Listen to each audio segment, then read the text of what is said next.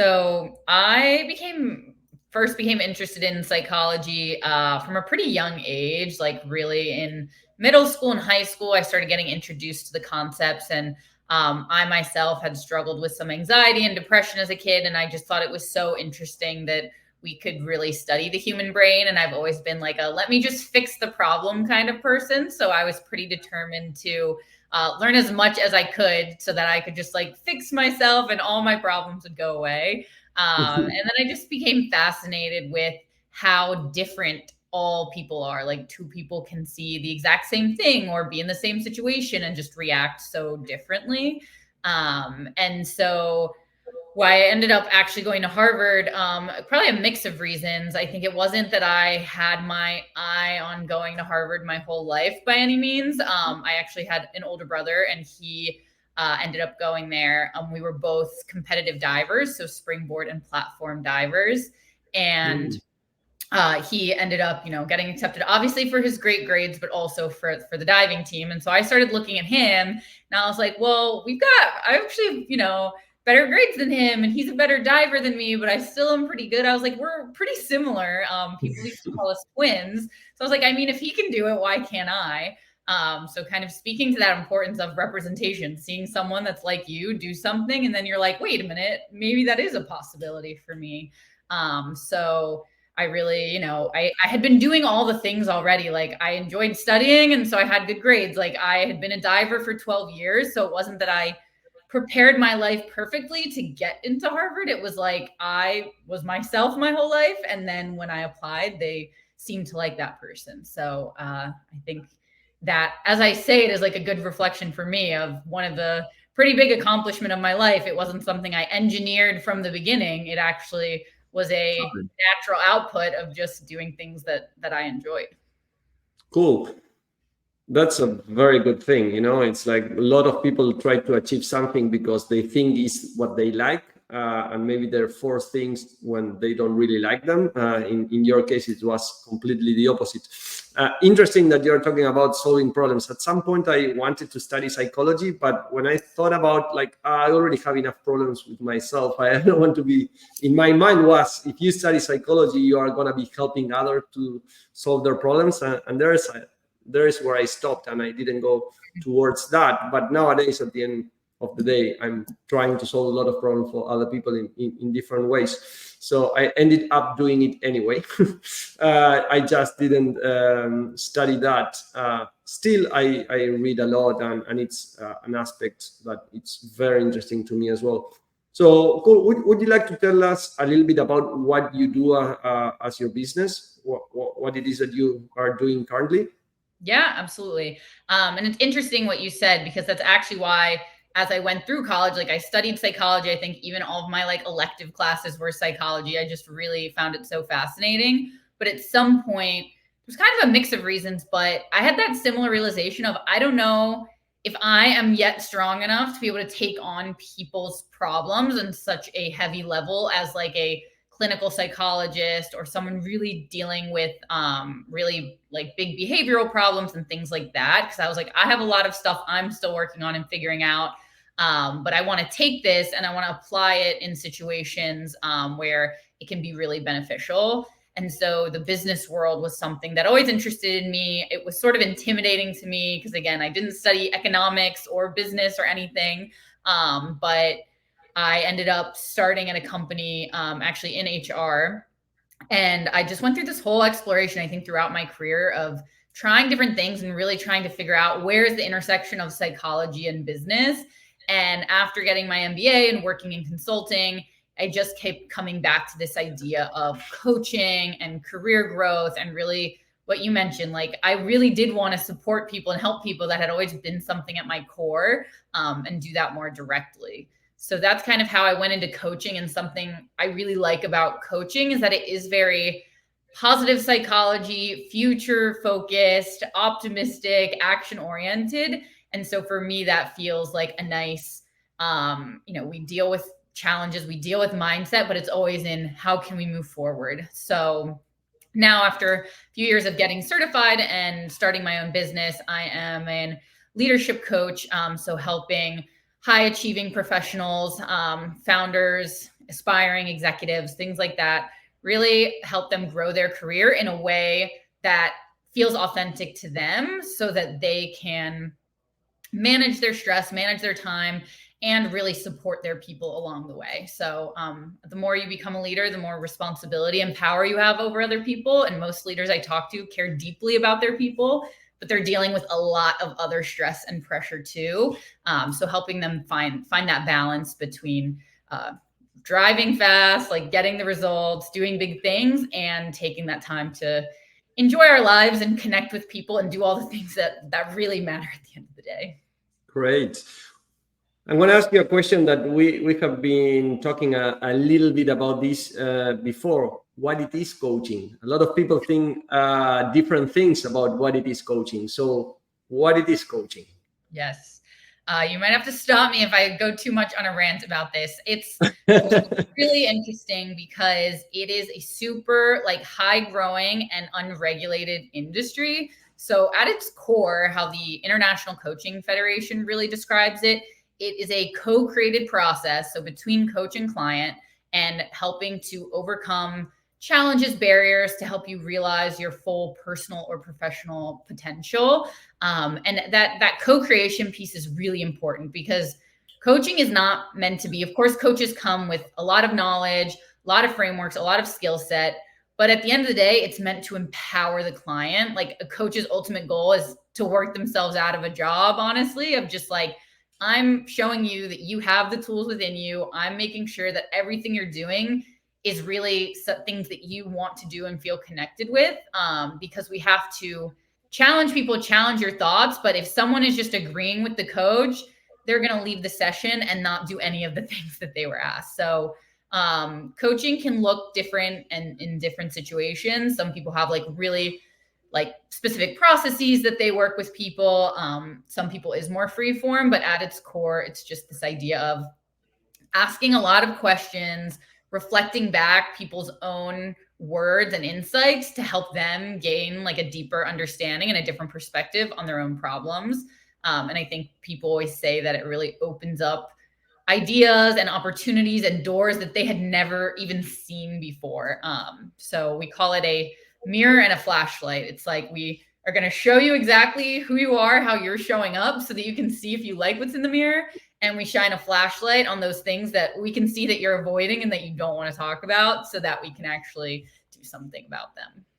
Cool. Great way to explain it. And you are focusing in leadership and people developing their careers into leadership. How usually, I think that people that goes and ask for the services of a coach is someone that has already have some self-awareness, that they realize that they need help.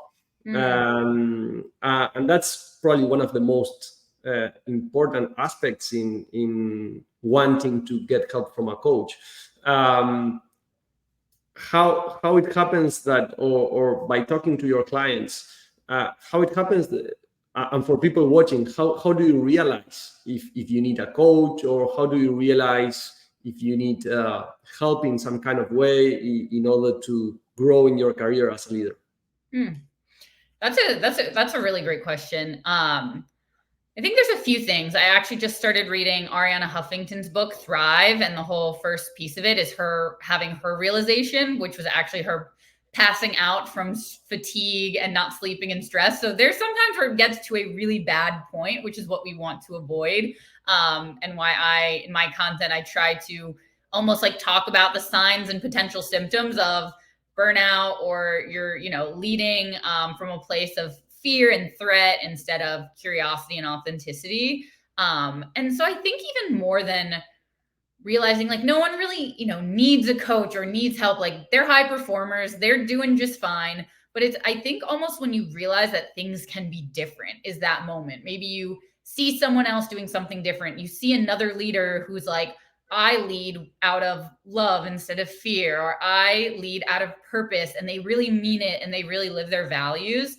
I think that a lot of it comes down to people see leaders ahead of them that are all doing the same things. And so you think that's what it's going to have to take for me to become successful. It just kind of keeps the negative cycle going. So I think you'd make that decision of like, I can change, like things can be different. I can do things differently. And recognizing that you have that power, and then you can be a role model to other people. So there's probably a few different ways that people figure it out, but I think a lot of it either comes from hitting that burnout and being like, this like physically or mentally is not sustainable, or seeing someone you admire, seeing something that inspires you and being like, wait, why I can do that? Like, why can't I be like that? And believing that you can. That's interesting. You mentioned something that I have seen over the years, and I have kind of tried to figure out a way for people, because you said that most of your customers are high performing professionals, high performing leaders. They're already doing well. They might not need help, or they might not think that they need help. But there's and usually I have seen that people that goes to a coach is people that they are advance in their career. Usually you don't see early starters going to a coach. But on the other side, I think that they could benefit a lot from having a coach early on in their career, or also someone that it's not a high performer, that they could have a coach in order to become a high performer. I don't know if you have the answer, but why do you think that usually people tend to go to a coach? Usually it's when they are executives, or when they are, again, advancing their career, and not people in early in their career. Why do you think this happens like this? Yeah, that's a great question. I think that I have a few ideas that come to mind. One is that when you are earlier in your career, it at least feels maybe like there's a clear path. Like, I don't know, in consulting, for instance, like, okay, you graduate from college, you go work in consulting for 3 years, you go to business school, then maybe you go back for 2 years to get business school paid. It's like the first, like, I don't know, 5, maybe 10 years of your career, you might be getting promoted faster, or there's a line, but then you hit that point where you're like, I've just been moving so fast and going after something, and I don't even know why anymore. Like, I don't make time for my health. You start, I think priorities start to shift, maybe because you're starting a family, or you're just a little tired, or something like that. So maybe earlier in your career, you just have more people around you that are all going in the same direction, so you don't even really question it. Which I think, like, the earlier you can do a lot of reflection on what success means to you, what your strengths are, all of this mindset work, the better. So that's one thing. Another reason is, I think, you ideally see your manager as your coach. And in an ideal world, and what I try to help managers and leaders do, is actually become coaches themselves, because the higher you come, the more you should just be coaching your people and not necessarily being in the weeds doing the work for them. So if you have a good manager, then they might be actually that coach figure for you. Or you might have a mentor. If they aren't a good manager, you might just not know about coaching, or you might, be trying to figure it out for yourselves. I think a lot of people try to, when you're a high performer, a high achiever, you think like, I should have all the answers. I should be able to figure this out. You put so much on yourself, and you don't think like, oh, there might be someone else that can support me. And then finally, I think there is also can be like a financial barrier. A lot of executive coaching is pretty expensive. So there's a lot of companies trying to make it more accessible. So I think people recognizing that there are, workshops, group programs, but the more companies can also invest in providing coaching to their people, that'll also go a long way, because it isn't something I think people should have to always pay out of pocket. If you're trying to make a career switch, it makes sense that you would pay for yourself. But it would be amazing to have more companies investing in their people in that way. Cool. You said something that is very interesting, because I kind of agree that you get out from high school, you go into college, and everyone is kind of going on the same path, and you get out from college and you start working at some company, and the early days, it's okay, you just follow what is put in front of you, basically.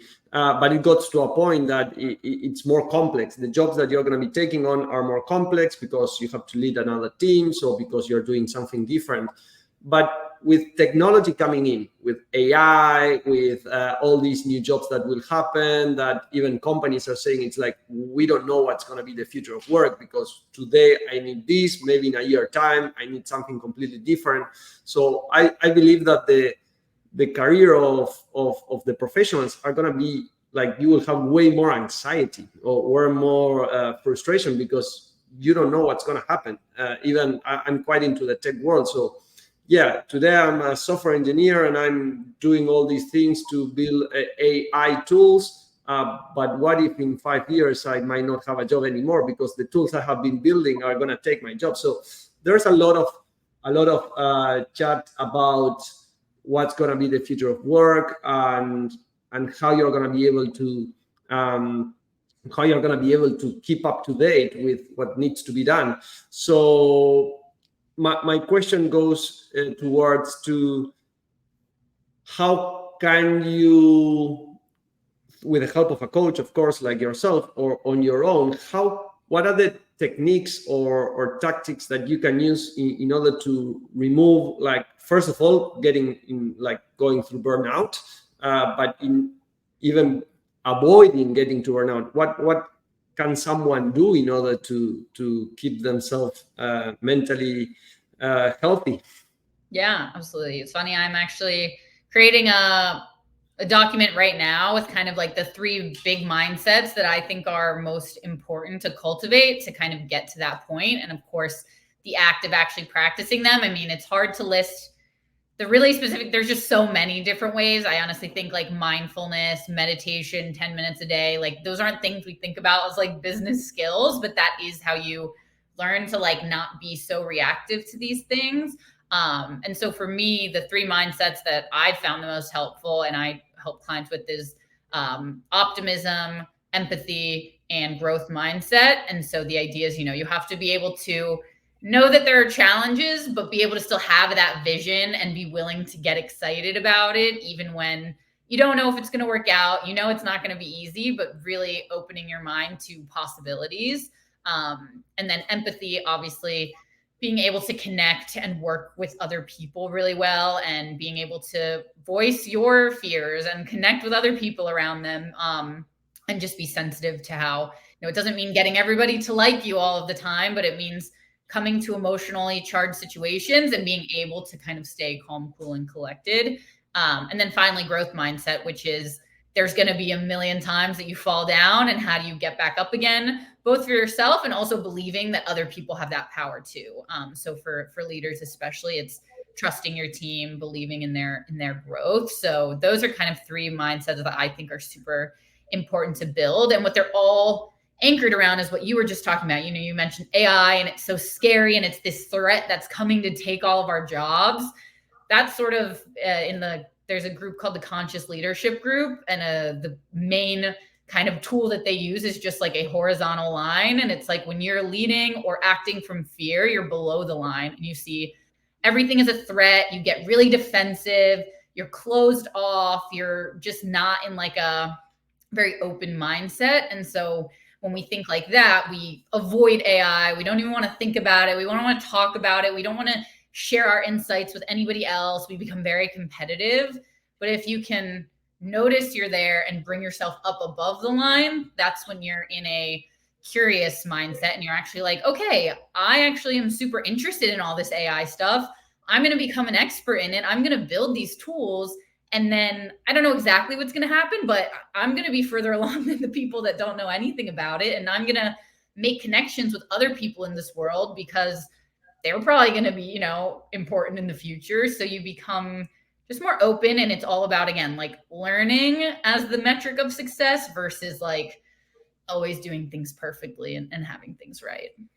That's very interesting, because that's how our brain works. It's like we tend to survival. Like the first thing we will do is like, we need to survive. And I have, again, I'm not a psychologist, and I haven't done all the studies, and I don't have any kind of certification in these kind of things. So I'm just talking by what I have read, but it's very interesting that our brain is designed to work for survival.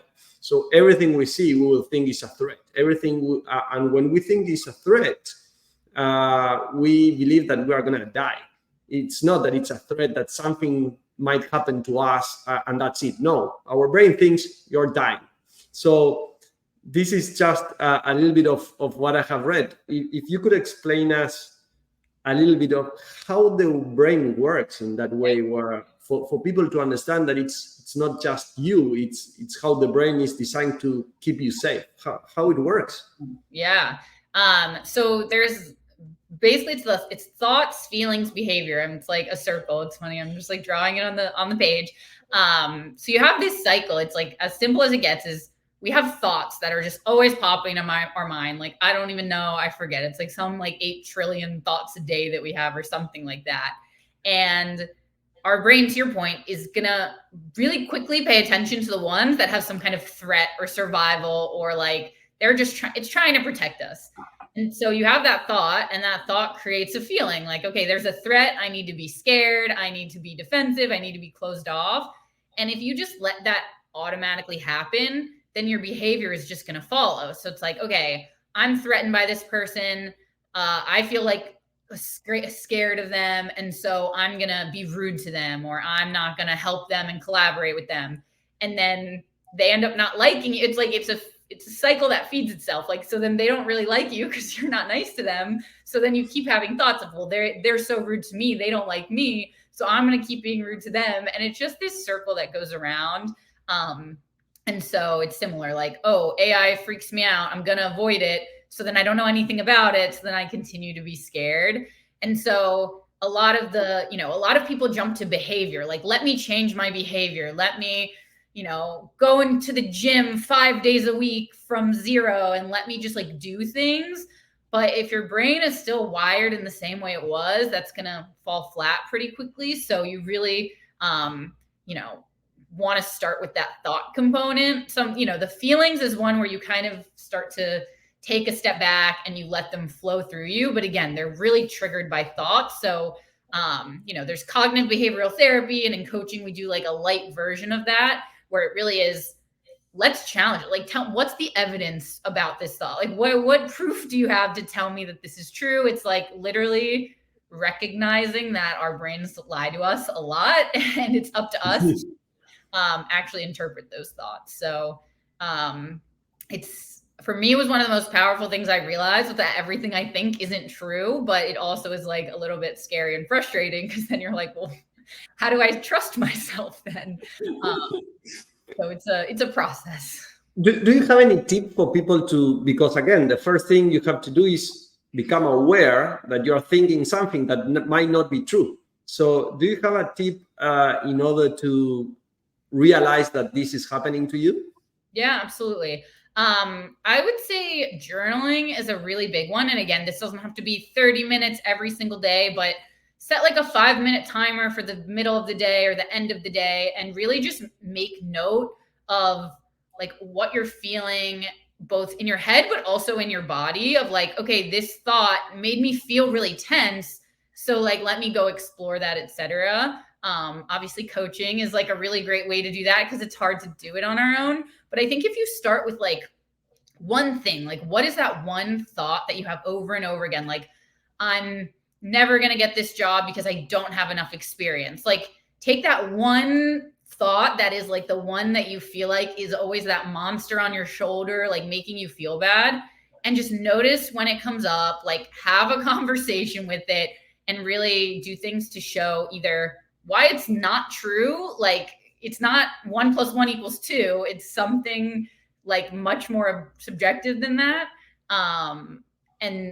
Or like, I think something that I find powerful in coaching is like, you know what, even if that is true, what are you going to do about it? Like, if you don't have enough experience, then what, like, do you want to get on YouTube and study things? Do you want to like go back, like start spelling out your options of like, instead of spinning in your head about a problem and saying like, what am I going to do about this? It's like, actually just start writing out different options, because then it becomes, okay, now I have things I can evaluate versus I'm just spinning in a circle. I think that those are two that come to mind quickly. Cool. What usually happens to leaders? What are the thoughts that they are keep creating? How leaders are lying to themselves in this process of having thoughts and then getting this vicious cycle of thinking, emotion, behavior, and that they can't get out from it? Like what usually happening to leaders? There's quite a few. There's probably three that come to mind. One that is always surprising is that even like the most successful people you see have those feelings of like, I'm not good enough, like I need to do more, like I'm an imposter, all those things. And that, again, it puts you in this threat state. It makes you feel really defensive, like you constantly need to prove yourself, you constantly need to do more. And so that, again, it's just like all of the negative behaviors that come with that, instead of, recognizing like, oh, I've done enough, or I do a lot, I can kind of take that step back.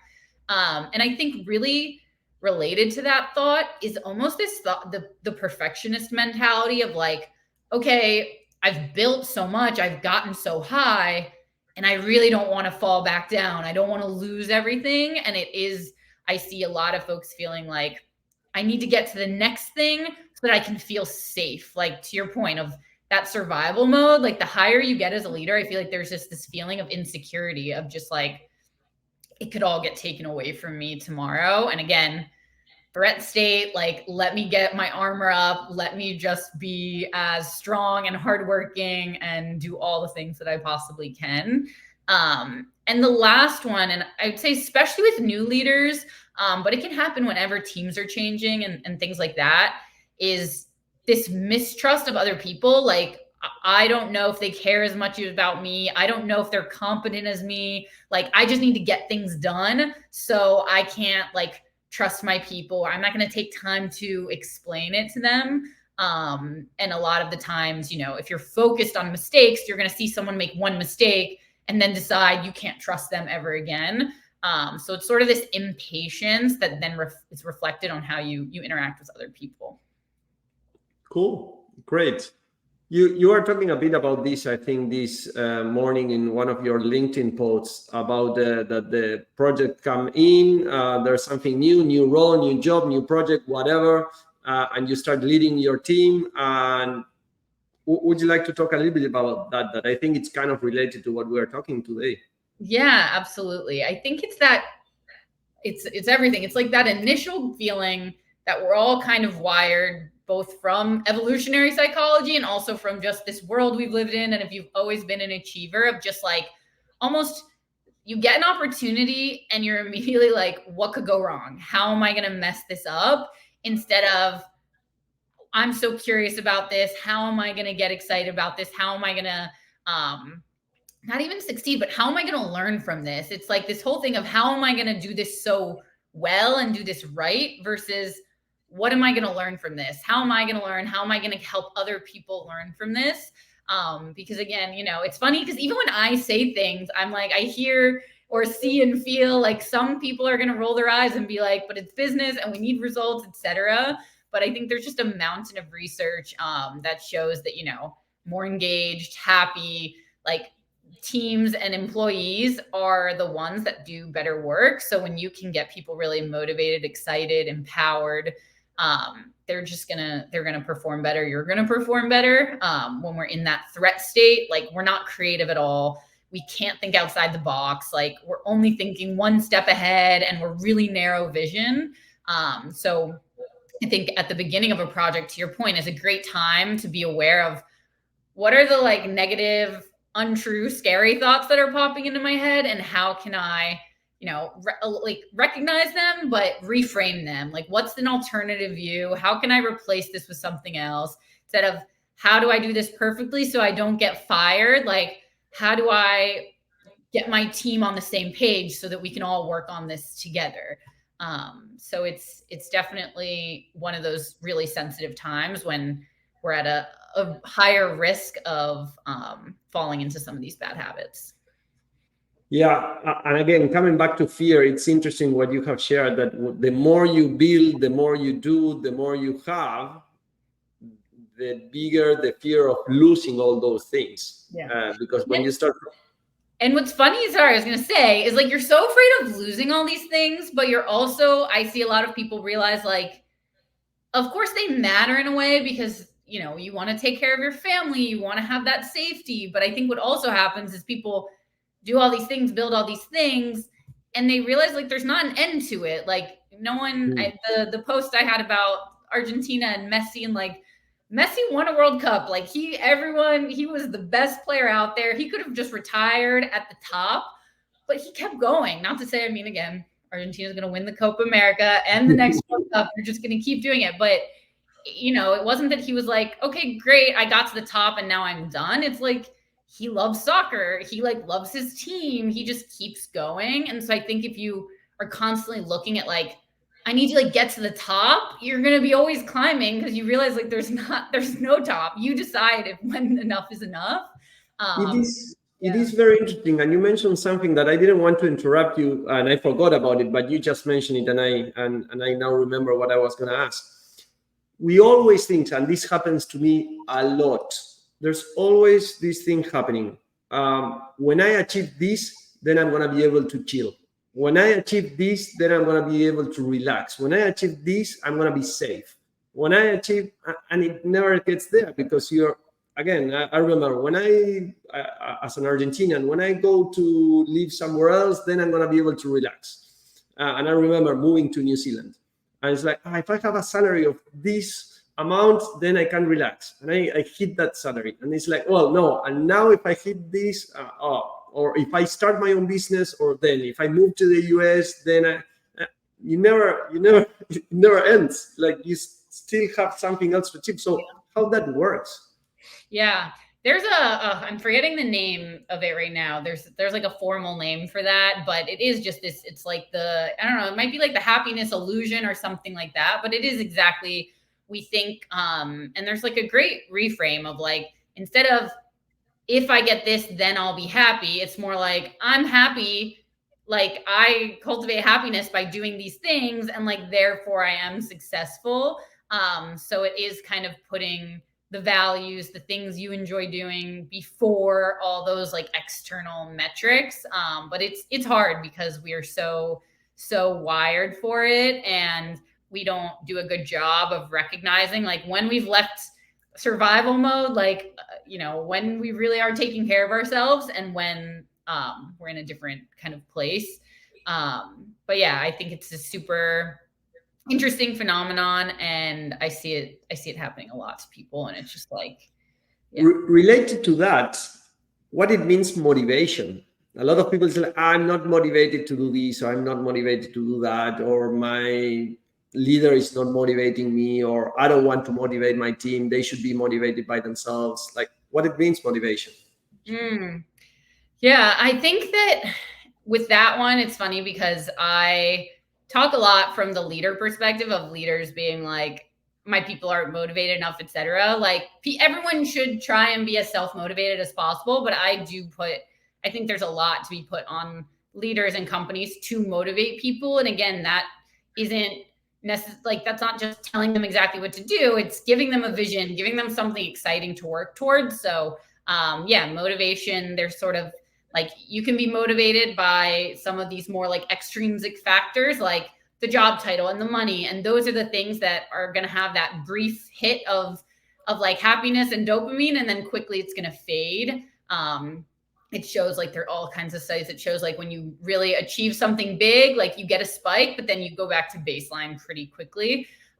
Whereas if you have this motivation for more intrinsic things, like I'm curious about this topic, or like I want to grow, or I want to make this commitment to myself, it tends to be a lot more sustainable and gives you, it like starts to raise that baseline level.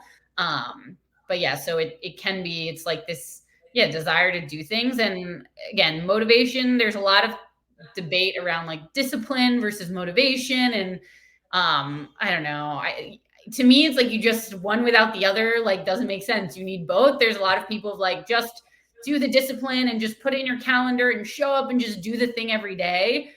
But I think that's what I said, going back to like, that's like just taking the behavior and being like, I'm just going to hammer the behavior without dealing with the thoughts and feelings. And if you don't do that, like that to me is a recipe for burnout. And that is like or at least just very not sustainable change. But yeah, I mean, doing those things like being disciplined and showing up for yourself, it builds motivation. But again, if you're just doing it because you saw someone on LinkedIn tell you to do it, like you're probably not gonna Don't last speak. for a long time. Yeah, definitely. Definitely. Alex, is there something that you would like to share that I haven't asked in regards to whatever? I'm trying to think. No, this has been fun for me because I feel like I've been a little stuck in my head about like what are the things that I care about and what do I like to talk about. So it's been You're fun. coaching yourself. Yeah, exactly. Which is why conversations are always great. No, there was like a piece. It's funny that piece you just said about like I'll be happy when. There was like a really good reframe for it that I had seen somewhere, and I was like, got all caught because I was like, I'm trying to remember exactly what it was, but it's just like a great point of just like flipping that on its head.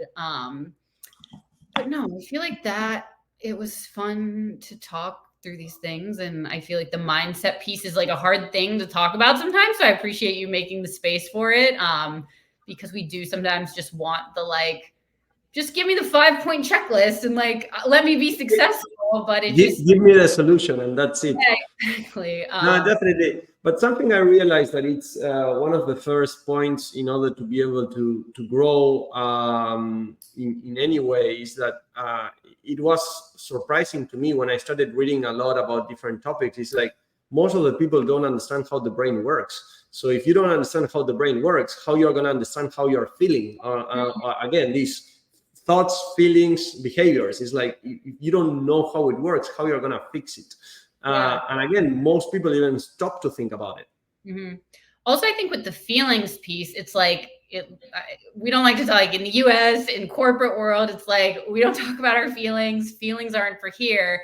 And people hear like emotion regulation and emotional intelligence. And I feel like they almost associate it with like an absence of emotion, or like you are just so in control and you are like robotic or like a perfectly mindful like person. But it's really about just not reacting to the emotion. So similar with the thoughts, like recognizing I'm in an elevated state, so I'm not gonna have a conversation with someone that really heated, or I'm going to actually let myself feel it and let it pass through me. I think it's that like an emotion, if you just let an emotion be on its own, it lasts like 90 seconds or something like that. But what we do is we feel the feeling and then we start like stoking the fire by thinking about it. And so we're like, oh, I'm feeling mad at this person. Let me think about all the ways I'm mad at them. And then that just makes me more mad versus like, okay, I'm feeling really angry. Let me just feel angry, let it pass. And then I'll probably be able to come at this problem with a fresher perspective. So I actually have a lot of clients where it's like, you actually need to feel your feelings a lot more, but like not react to them, but so that you can like unlock that level of empathy and connect better with other people and also with yourself. Definitely. I'm laughing because this reminds me to a conversation I have with a colleague of mine. He's a very good friend of mine. We worked together twice back in Argentina. He's a psychologist. And again, there's this concept about all these things that make you say that someone is crazy. And again, in Argentina, we use that word quite easily. It's like, this person is crazy, this person is crazy. And this friend of mine, psychologist, was like, clinically, like all of us have this kind of craziness because of all the things that you're just saying. It's like, let me think about why I'm mad with this person, and then I find more ways to be mad with that person, and then we are creating this world that doesn't exist in our heads, and because we are crazy. Yeah.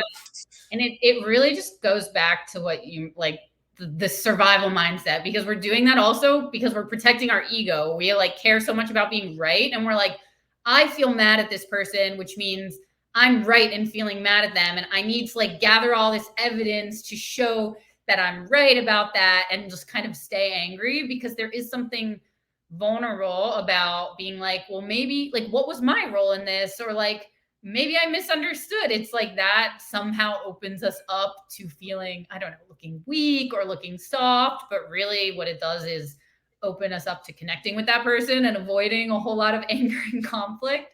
But we're just, again, trained to like stay with that. And it's like the truth thing. It's like we think all our thoughts are true. We think all our feelings are true. When really it's just like chemical reactions. Like we're animals at the end of the day. We're really smart animals. So we got to balance